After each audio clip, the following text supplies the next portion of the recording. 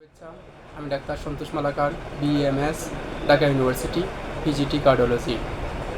তো আজ যে টপিকটি আলোচনা করব সেটা হলো, কিছুক্ষণ আগে আমার কাছে একজন রোগী আসছেন।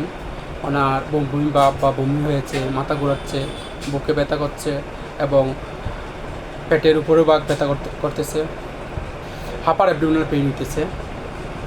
তো ওনার হিস্ট্রি নিলাম আমি।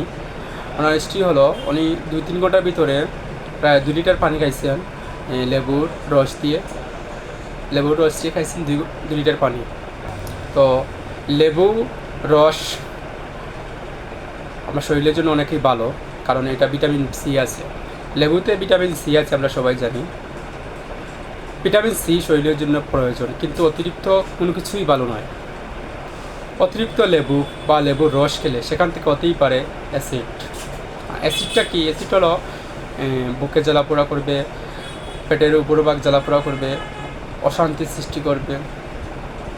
সে সঙ্গে বমি ভাব হবে বা বমি হতে পারে, মাইগ্রেনের সমস্যা হতে পারে, মাথা ব্যথা হতে পারে, হজমের সমস্যা হতে পারে, রক্তে আয়রন বেড়ে যেতে পারে।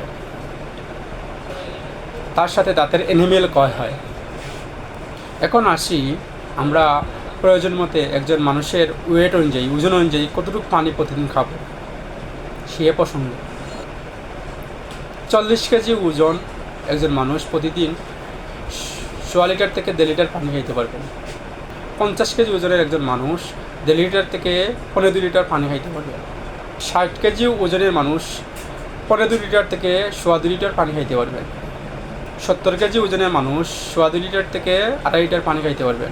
একজন 80 কেজি মানুষ 2.5 লিটার থেকে 3 লিটার পানি খাইতে পারবেন। একজন 90 কেজি মানুষ 2.25 লিটার থেকে 3 লিটার পানি খাইতে পারবেন। একজন 90 কেজি মানুষ 3 লিটার থেকে 3 লিটার পানি খাইতে পারবেন। যার ওজন 100 কেজি আছে সে 3 লিটার থেকে 3.5 লিটার পানি খাইতে পারবেন, সমস্যা নাই। একটা কথা আছে, যদি আপনি শারীরিকভাবে খুবই সক্রিয় থাকেন তাহলে পানির চাহিদা বাড়তে পারে। যেমন আপনি রোদে কাজ করলেন, ব্যায়াম করলেন, তাহলে আপনার শরীরে পানির চাহিদা বাড়তে পারে।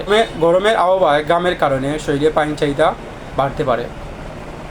একজন কিডনি সমস্যা রোগী পানি খাওয়ার আগে আপনার ডাক্তারের পরামর্শ অনুযায়ী পানি খাবেন, কারণ অতিরিক্ত পানি খাওয়ার কারণে কিডনির শাটডাউন হতে পারে।